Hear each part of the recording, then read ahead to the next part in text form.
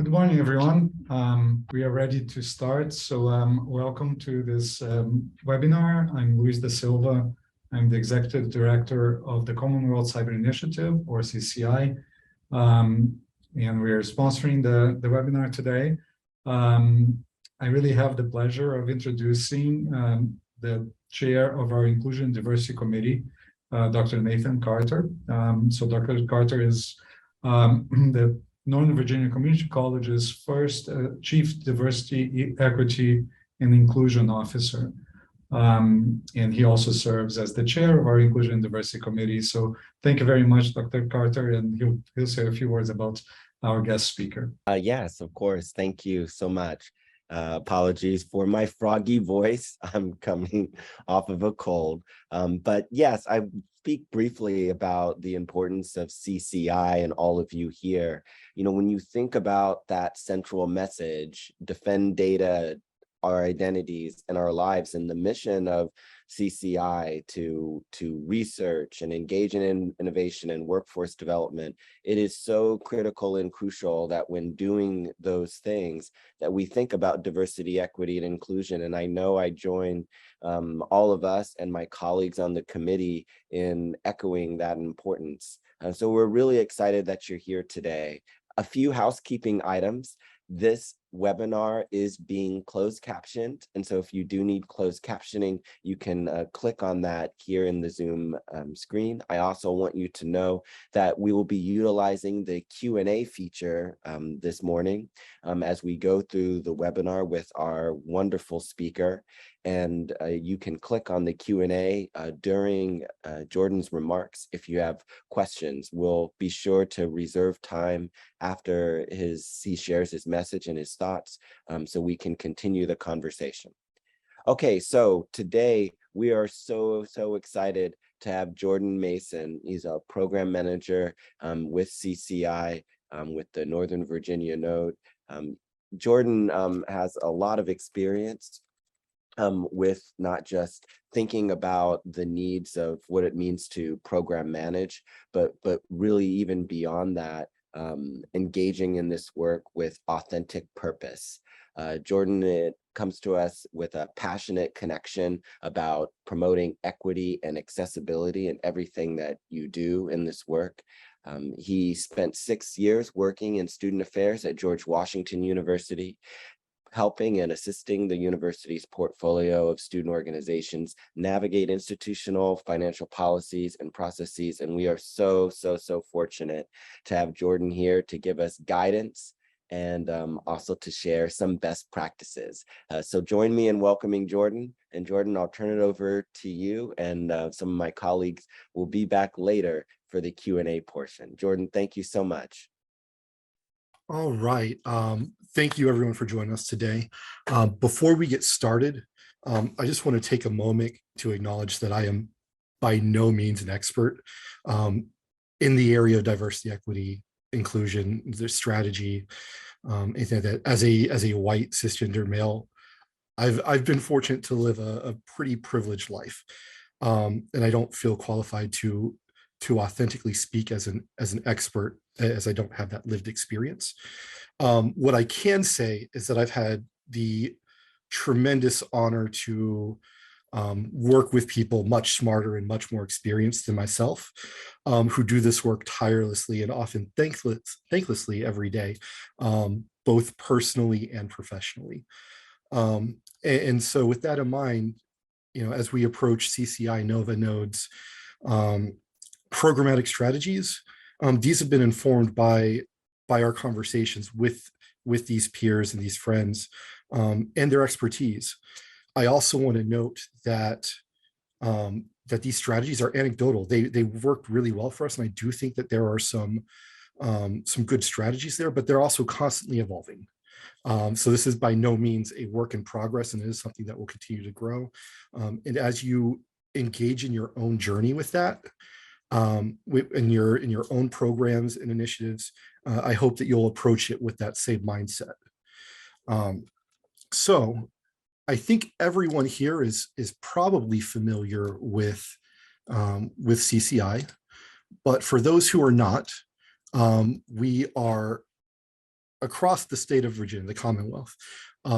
We have a central hub, 4 nodes, and our mission is to serve as an engine for research, workforce development, and innovation at the intersection of cybersecurity, autonomous systems, and intelligence.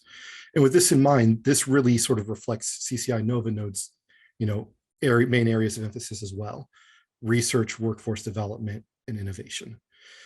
CCI Nova Node has a number of partner institutions: George Mason University, James Madison University, University of Mary Washington, Shenandoah University, Marymount University, George Washington University, as well as Northern Virginia Community College, Germanna Community College, and Laurel Ridge Community College.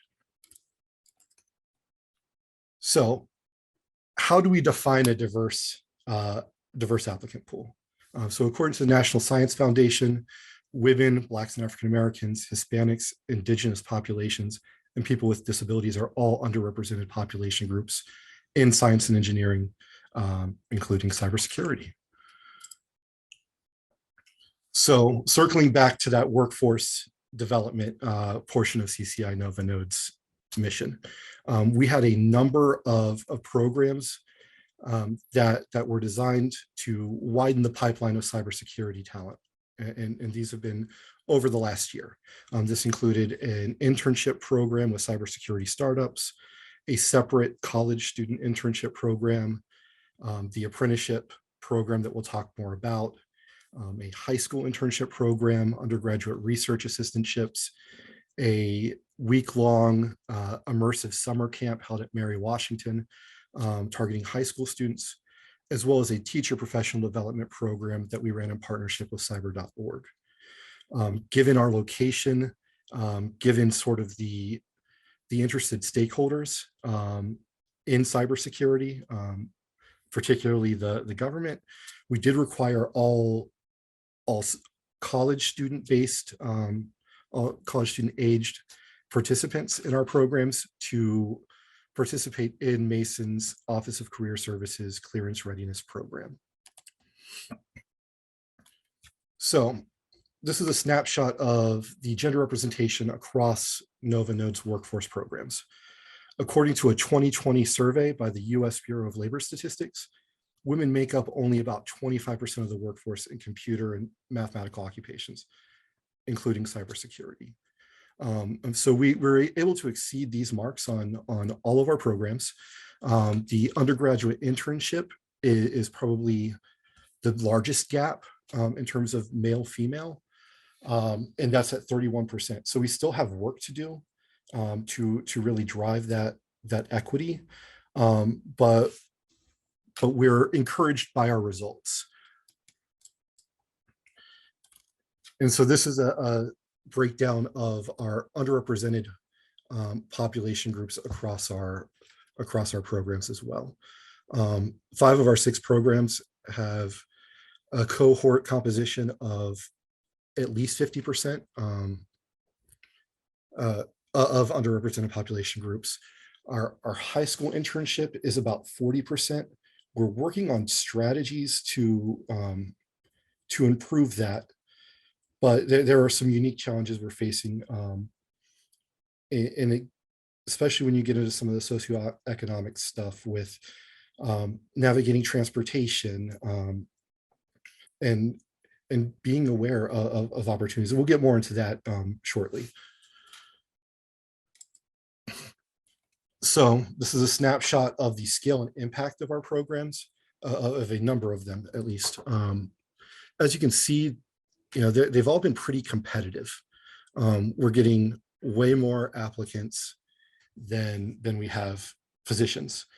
And so as we look at sort of drawing that diverse, sort of yielding a diverse cohort, the key really is bringing in that diverse applicant pool so that you have a wider pool from which to select to achieve those goals. So when CCI Nova Node approaches any of our workforce programs, we have a number of strategic philosophies that we adhere to. Our foundational principle, our North Star guiding light is the applicant pool has to be diverse. If the applicant pool isn't diverse, the resulting cohort is never going to reflect diversity. And so we're constantly asking ourselves, how do we improve? How do we reach more people? How do we make sure that applicants from a diverse range of backgrounds are actually hearing and receiving the messaging about these opportunities? Informally, I like to say, if you're going to the same well, you're going to keep drinking the same water. You can't do the same thing over and over and expect to consistently have different results. The biggest thing that I can say, and this isn't just for workforce initiatives, this is everything that you do with regards to cybersecurity. Proactively build relationships, and once you build those relationships, foster them, maintain them, grow them. Do it everywhere, and listen when you're interacting. If you're having a meeting with an industry partner, find out what's important to them and keep that in mind. Take notes, and you might have the program you're planning on running, you might pivot, it might evolve, and there might be an alignment of interests. And so if that's the case, follow up, reach out. Hey, we're doing X, Y, and Z. I think that given our previous conversations where you expressed an interest in this, I think there might be some mutual benefit to working with this. Do you want to talk about it? As noted, I came into this role from the world of student affairs, and we had a saying, which was, you meet students where they are. The way that you interact, where you interact, how you interact with an industry partner is going to be very different than where you meet or how you meet, or even the methods through which that meeting takes place with then a student, an undergraduate student, a high school student, community college student, whatever. And so if we're really trying to bridge that gap in the cybersecurity workforce, we need to go to them. In all of our programs, we employ a holistic approach to evaluating our applicants. We look at the stated goals of our program. We look at the applicant's experience, their performance record. In the case of our apprenticeship program, their personal statements, and try to get a whole picture. You need to determine, what does an ideal candidate look like? Is there an ideal candidate look like? And be very honest about that. And not be afraid to pivot if the information as you grow and develop becomes something else. And finally, inclusive excellence propels the field forward.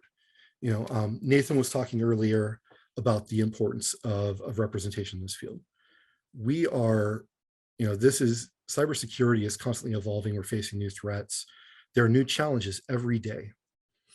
And if you're bringing a group of people in that have similar experiences, similar backgrounds, chances are there's going to be a common theme in how they approach how to tackle those problems. And you're missing out. You're trying to solve these problems with, I would liken it to trying to solve these problems with one arm tied behind your back.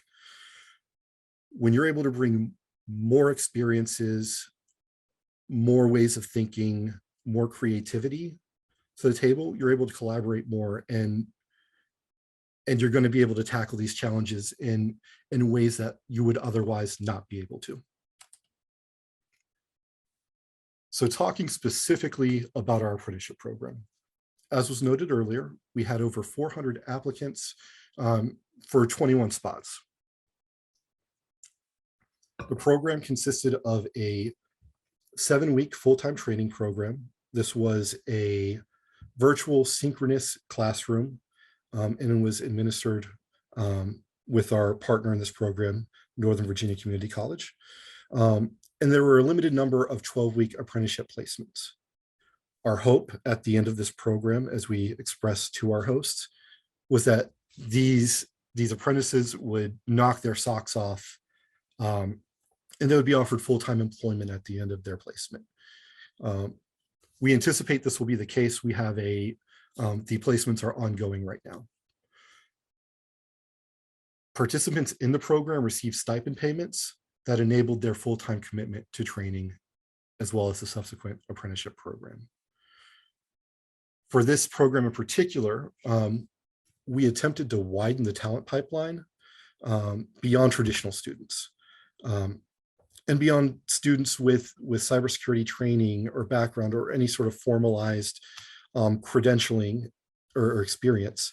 We wanted to cast this net as widely as possible to bring in as many people as possible that may not have otherwise been on a track to join the cybersecurity workforce. As I noted, we strategically partnered with Northern Virginia Community College to administer the program, and it was awesome. You know, they are experts at, you know, really teaching those technical skills and teaching them quickly, in a way that's tough to duplicate outside of the community college system. And this was a pilot program. We weren't really sure what to expect. You know, based on, you know, some of the numbers from an earlier slide, we showed the competitive application process. You know, we were expecting maybe 175 to 200 applicants. And as we creeped up over 300 and then got to 400, you know, we were shocked. And we realized that there is a desire and a thirst and really a need in the community for this sort of experiential learning. So here we have I'm pointing at my screen like you can see me. Here we have a picture of our cohort. This was at our one-day orientation, about 3 days before the start of the classroom component. And then below that, we have our industry host partners. So Peraton, Sedulous, DECRA, Arlington County, and Intersect. So as I said, we weren't really sure what to expect. And so we had some initial thoughts in terms of our communication strategies, and they evolved as we went. And sometimes by happenstance, and then realized that, wow, this is effective. Let's build on this. You know, so we started out, we pushed out the announcement through our general academic channels, our academic distribution list, department chairs, etc. Given the fact that we were trying to spread this outside of the traditional cybersecurity background, we did send it out through the College of Liberal Arts to attract some applicants. We leveraged some existing relationships with strategic partners, and then we developed new ones with the intent that we would continue to leverage these resources going forward. On the academic side, we invited them to distribute this opportunity to targeted population groups. We used Mason College of Engineering Computing's Office of Diversity, Outreach, and Inclusive Learning. And we used Mason's Office of Military Services. So the importance here, and I can't stress this enough, students are way more likely to open an email, or even if they open it, to receive the messaging and to hear what's going on when it comes from a trusted resource with someone they know and trust. They are, I'm going to use a personal example here. Our underrepresented students in the College of Engineering Computing, in general, across all of our programs, are going to be way more likely to hear what CCI Novinode has to offer when they're getting it in a personalized email from Mercedes Crawford in our Office of Diversity, Outreach, and Inclusive Learning, or in the Slack channel that she has with them, or one of the group chat, than they are to open an email from Jordan Mason or Nova CCI. When it comes from someone you don't know, you don't trust, it's way more likely to be considered spam. And the same with the Office of Military Services. Additionally, Northern Virginia Community College pushed the opportunity out through its spectrum of channels. And I've got to say this is tremendous. And not just specifically for the apprenticeship program, but for all of our workforce programs that target college students. For example, we had a number of incredibly qualified students that were not selected from the apprenticeship program, that are NOVA students. And I was able to, as a result of their applicants, reach out, hey, we have some other opportunities I'd like to bring you in for, or I'd like to keep you in the loop on. Is it okay if I share these with you? Or do you have I don't have anything in mind right now, but you're just so skilled. It hurt me to have to say, no, you couldn't come in to this program. Can you meet for an hour? Just so I can get to know you, get to know what your interests are. And then I can let you know when opportunities become available. The names and emails of the community college applicants has certainly assisted us in expanding our footprint in that ecosystem in terms of announcing our opportunities. I don't know if any of you have had the same program. Traditionally, it's been more difficult for us to engage with community colleges, especially on the student side. And this, we still have work to do, but we were able to really break down some barriers in terms of reach and communication on that regard. We also leverage community organizations to broadcast this opportunity. And these are organizations that are going to be found throughout the Commonwealth, right? So graduate chapters of Black Greek letter organizations. Full disclosure, my wife is an AKA. She's an Alpha Kappa Alpha Sorority Incorporated. On a whim, I was like, hey, would you mind sending this opportunity out through your group chat? And they took it and ran with it. And we had tremendous numbers of people who I think were brought in from that. Top Ladies of Distinction, another sort of community service-based organization focusing on some of those underrepresented populations. Use your local economic development authorities. They're going to have access to resources you may not have, or you may not necessarily think to have. I think that's one of the big challenges, is recognizing that you don't know what you don't know, and don't be afraid to leverage what you do know to amplify your voice. Local NAACP chapters, other local community groups, cast your net wide. And even if it's a specialized program, let's say targeting undergraduate students, still share it. And like, hey, I want to ask you to spread this out. Let me give you some context on what this is.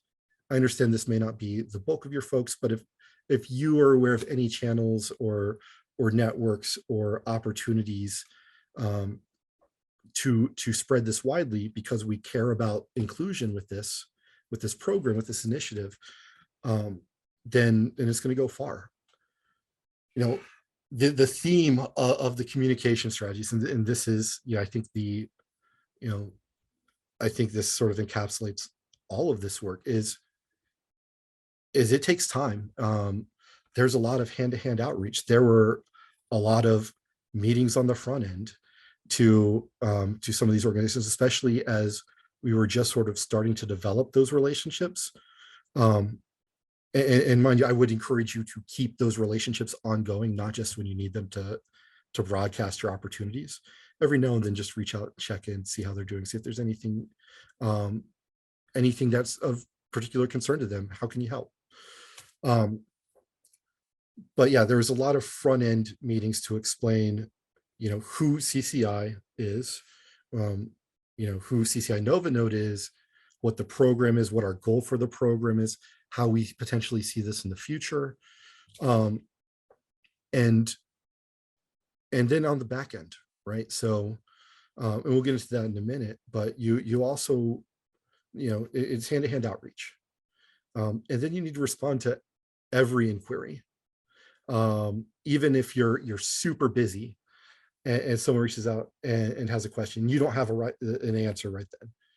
There were numerous times like, hey, I see your email, I see your question. I don't have an answer for you right now. Can you give me a day and I'll find one? Or I see it, the answer's a little in depth. Do you have time to talk for 10 minutes?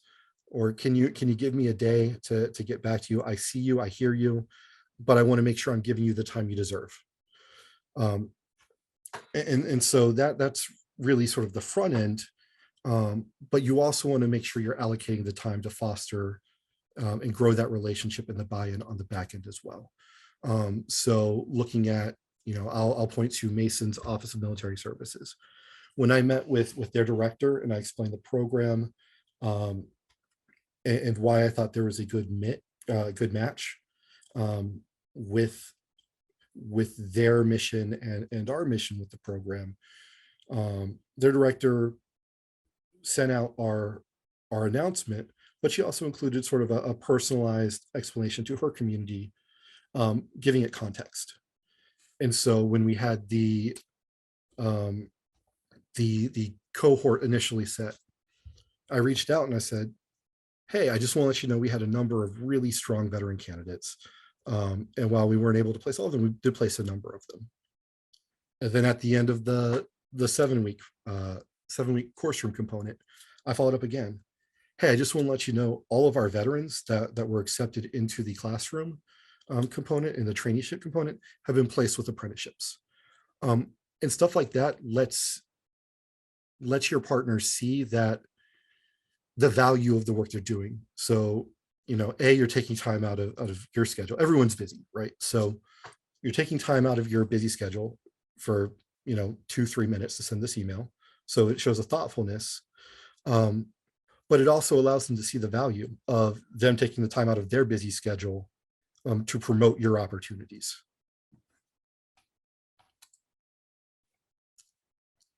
So specifically in terms of the apprenticeship program, how do we apply our philosophies? Now, this was a pilot program, as I said, we weren't really sure what to expect.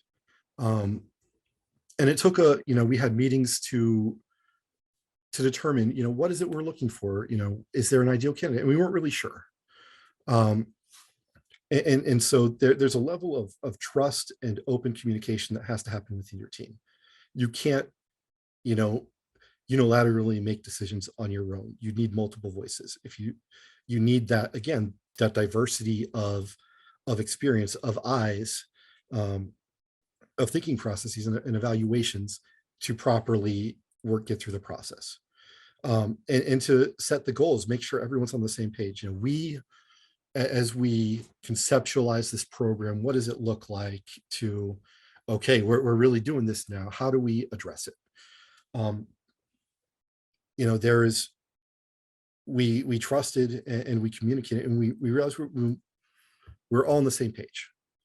And as the applicant pool took shape, able to, again, continue to trust that we all had the same goals. And, we were able to talk through, some difficult subjects. You have to be conscious of your unconscious bias. You have to, we all have it. We all are the result of our lived experiences, our socializations, all of these sort of implicitly learned things, and being self-aware about that. And again, that goes back to the trust and open communication. As you're aware of it, not being afraid to go to, one of the team members, and I did this on numerous occasions. Hey, I'm reading this application. I feel like I'm being biased. I can't tell if I'm overthinking it or what. Would you mind just specifically right now in this moment taking a look at this one applicant? and then openly communicating about that. We, during the course of this, we gave each of the 400 applications, a full review and our full attention. There weren't shortcuts. As I noted earlier, the application packet for this included an unofficial transcript, an updated resume, and a personal statement. After 100 or so of these of transcripts and resumes, it all starts to blur together. And so the personal statement was really what gave context to everything. The metaphor I'd use is, the three documents might be the shortest book ever, but the personal statement was sort of that binding that gave everything structure and ordered how you interpreted and how you consumed and received the information in the packet. And going to, with that in mind, looking at the giving the application the full review, we were very very ordered in how we reviewed. After an hour through of going through applications, you get fatigued. You have a little bit of decision fatigue, right? And so tracking, I developed tracking systems where we had the name of the person, sort of the, some of the information, emails, stuff like that. And I also noted, at what point in okay, we're sitting here looking at, candidate X. At what point did I get to that? Was that in the 0 to 15 minute mark where I'm fresh and energized? Is it 15 to 30 minutes where, okay, we're getting a little tired, 30 to 45 where, all right, I'm really over this, but we need to get through this. Or 45 to 60, which is the decision fatigue is fully set in. And going through 400 applications, and we all went through a ton of applications, and each application had a ton of eyes on it. Personally, when I went through my applications, I went through each one 3 or 4 times, and I would look at what time in the process did I go through that application. If it was in that 45 to 60 minute, and I tried to cap it at 60 minutes before doing something else and coming back to it. But if I got to it in that 45 to 60 minute, those would be the first ones I looked at, when I was fresh, just to make sure that we're seeing the same thing, and trying to give each application the attention and the care that it deserved. Also, we had quality control at each step in the process. As we continued to whittle down the applicant pool, before we proceeded, we'd sit down, we'd look at it, and ensure that the diversity of experiences that we saw in the applicant pool was carried forward to the next step in the process. So I would really encourage you to leverage all the community resources at your disposal. This slide has a list of some larger known organizations that focus on increasing representation in science and engineering, or specifically cybersecurity. But as you network and build those relationships, and get outside of your box and your sort of existing ecosystem, I'm confident that you're going to find more organizations and more resources that are already doing the work that you're trying to get toward. And I would continue to build and foster those relationships. In closing, and I'm sure that you've picked up on this, this work is hard. It can feel daunting and at times overwhelming. It requires commitment, organization, and a sometimes uncomfortable level of self-awareness, and honesty. But it's worth it. find the opportunities you can to refill your cup. And then do it. Like, find the small victories, enjoy them, and then build on it. Keep doing the work. Be disciplined. And if you are disciplined, if you're able to stay, firm in your commitment and doing the work, you will see results. And as you get results, you'll find that they become easier and easier, because the hardest part is building out that early infrastructure and those relationships. And then success begets success. And on that note, I think that is it. Hi, Jordan. Hi, Jen. You and I know each other. My name is Jen. For everyone else, I run the program in Central Virginia. So Jordan and I are colleagues. We meet quite a bit. And I'm going to be handling the questions for the question and answer portion of this program. So I'm going to try and order these in a way that maybe makes a little sense here. So we're going to start with communication strategy. Okay. So we'd like to know, where did you advertise your programs to attract more diverse candidates? You touched on this a bit. And how did you adjust your recruitment materials to attract those candidates? So in terms of advertising the opportunities, anytime there was an opportunity to advertise, we did. And we did it informally, right? So we weren't taking out ads in newspapers or posting ads online in the formal sense. It was more of a grassroots advertising. So as I said, I leveraged my wife's graduate chapter for her sorority, and they extended it through, and there were a lot of people involved in a lot of things there. And so they broadcast it through theirs, and it went from there. I think where it came to tailoring the message, that's where those front end meetings came in, right? So, having the discussions about what the spirit of the program is, where's the benefit? Okay, we're trying to widen the talent gap in cybersecurity fields in the Commonwealth. So we're trying to do that, but we're also trying to, also decrease the gap in representation. So,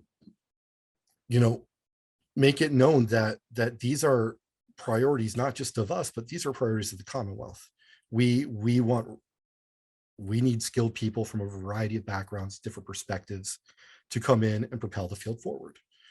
And then we left sort of the contextualizing of that to our partners that were broadcasting. So, because they, again, meeting folks where they are, they're going to know how to present the facts that and the goals and the strategies and hopes that we've articulated. They're going to know how to best present that in a way that resonates with the people that trust them and know them. Great, thank you. So once you get these applicants, we kind of have two questions related to that stage of the process. We'd like to know if you adjusted your requirements or screenings in response to thinking about a more diverse pool. And once you secured that diverse applicant pool, you talked a little bit about how you reviewed their personal statement, resume, and unofficial transcript. Did you practice like a blind review, or did you take into account when people were coming from underrepresented backgrounds? So in terms of adjusting requirements, we did not set requirements for this other than, we cast this net wide. We were looking for folks that were, prepared or preparing to enter the cybersecurity workforce. And so that became the focus. In terms of cutoffs or something like that, based on like academic performance, No, there were no standards there. And I think that's where the importance of the personal statement came in, right? So, there was one example where there was a candidate who had a subpar GPA and had discontinued his enrollment at a four-year institution. And in his letter, he owned it. He said, I realized a year in, this wasn't for me. This wasn't how I learn. I found a passion in IT and cybersecurity specifically. These are the ways I push myself. I've taught myself to do X, Y, and Z. And these are the lessons I learned from my previous experience, and how it won't be a repeat if I'm accepted to this program. And he was great. I guess the only requirement, or I won't even say it was a requirement, the common thread for everyone who was accepted was the passion that they displayed for cybersecurity, and for entering the field was, it was very clearly displayed in the personal statement. And that's why I said, like, that became the binding that ordered and provided the context for everything else, going into that holistic review piece. What was the second part of that question again? When you were reviewing the resumes, personal statements, unofficial transcripts, did you review them blind, or did you take into account the background the applicants were coming from? So in the application process on the front end, we did not collect any demographic data. So in that sense, it was blind. What we did,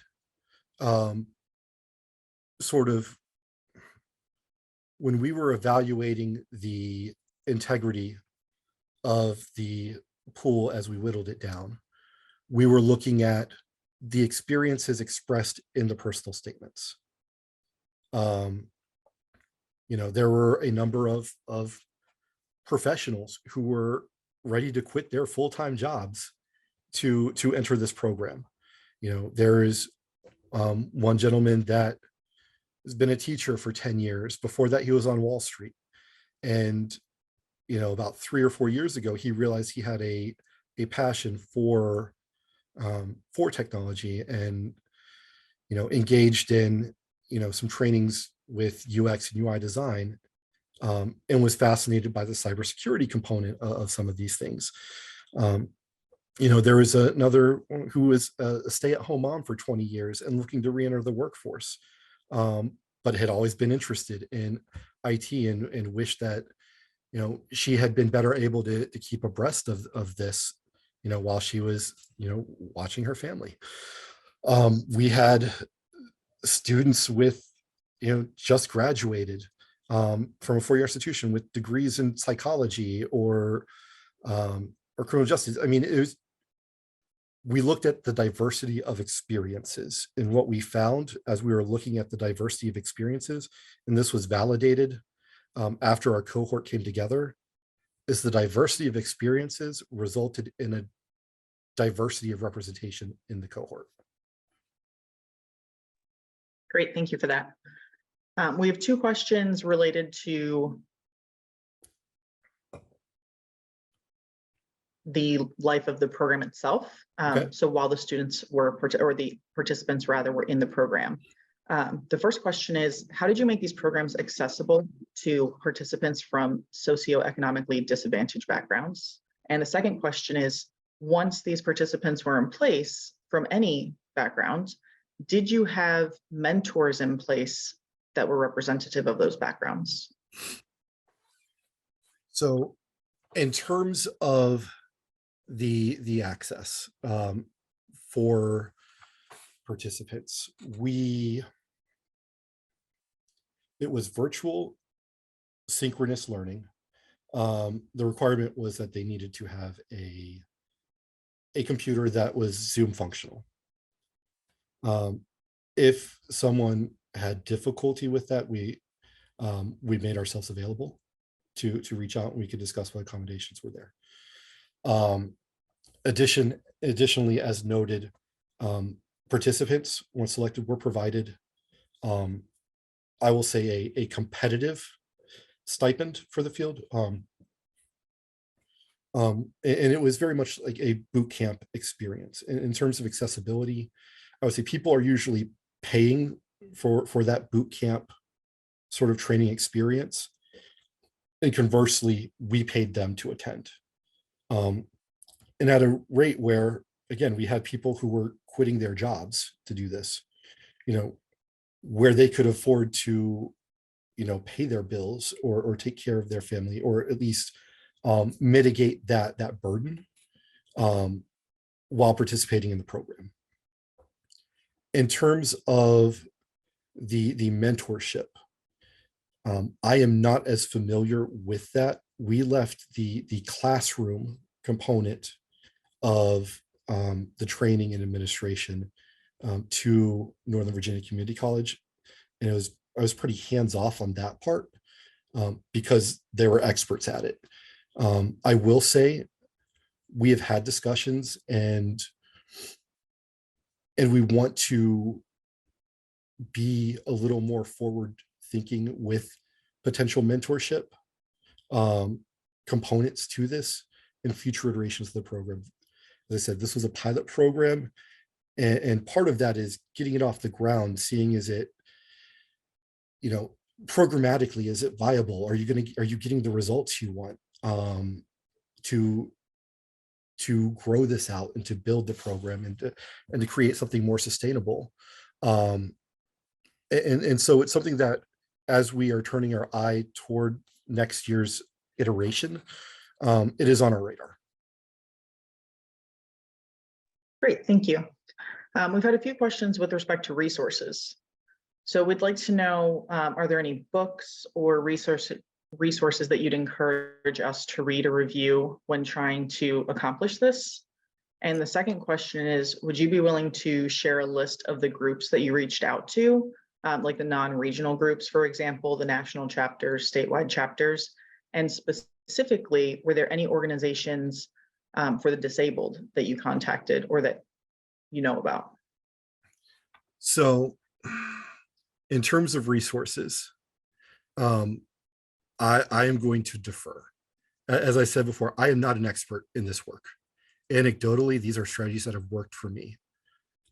If you don't already have relationships with your peers, your coworkers that are working in diversity, equity, inclusion, when we get done with this, make that the first thing you do. Reach out to them. Reach out to your multicultural student services center or whatever resources are there, and ask them, because they're going to be able to lead you much better than I can. In terms of the list of resources to use, as I noted earlier, this has been an evolution. So I've been in this role for just over a year, and the communication strategy that we use for this program is more developed than we did when we started our college student internship program. But there are things that we will continue to mirror this as we move forward. And some of the strategies and where I see it going in terms of, at the time, I'll be honest, it didn't cross my mind to reach out to Black Girls Code, and shame on me. But, as we were going through the process after we hit our deadline, that it was like, wow, that was a missed opportunity. And again, that's where some of that, I talked about that sometimes uncomfortable level of self-awareness, recognizing where could I have done better? How do I improve? And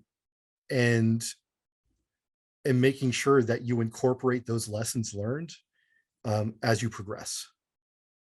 But I believe this is going to be recorded and available. There is a list of of organizations that you can use on the last slide.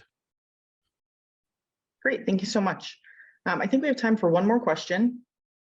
And the question is this. When you were pursuing this, did you find any unexpected resistance in this process? And if so, how did you overcome it? The biggest resistance, and this wasn't so much in terms of applicants. You know, I mean, I think there were some folks some applicants who were really stellar and didn't understand, you know, perhaps why they weren't selected. But when you're dealing with 400 applicants and 21 spots, limited resources, right?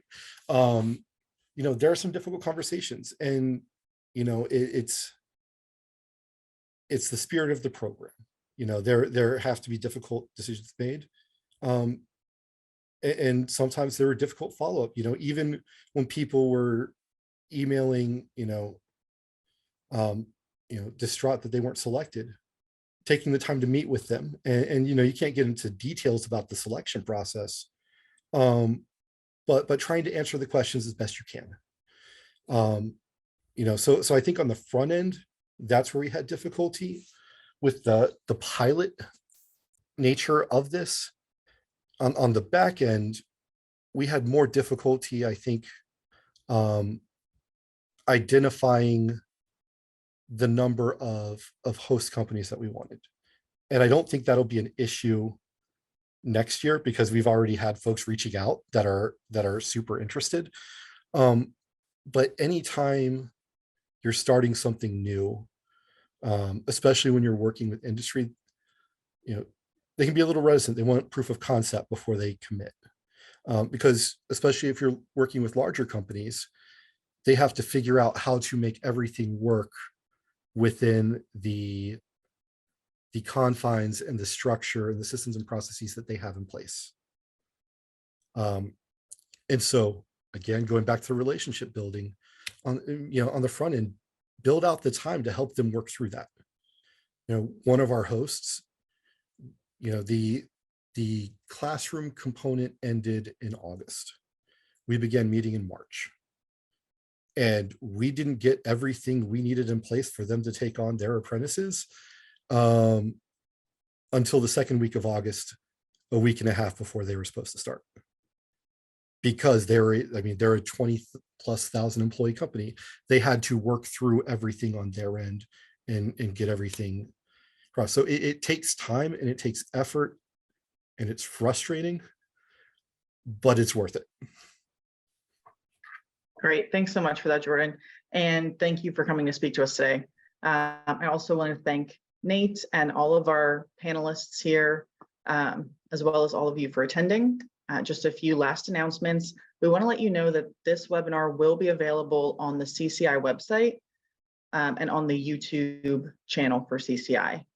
In addition, I sit on the DEI committee for CCI with Nathan and our other panelists here.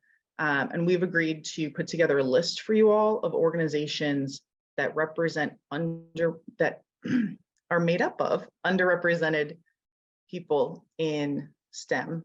And we're going to distribute that list to you all and a place to start reaching out to these organizations and building those relationships like Jordan was talking about. We're going to make it our goal to get it to you before the end of the semester, so that you have it in advance of the summer programs. So thank you all very much, and we hope you enjoy the rest of your day.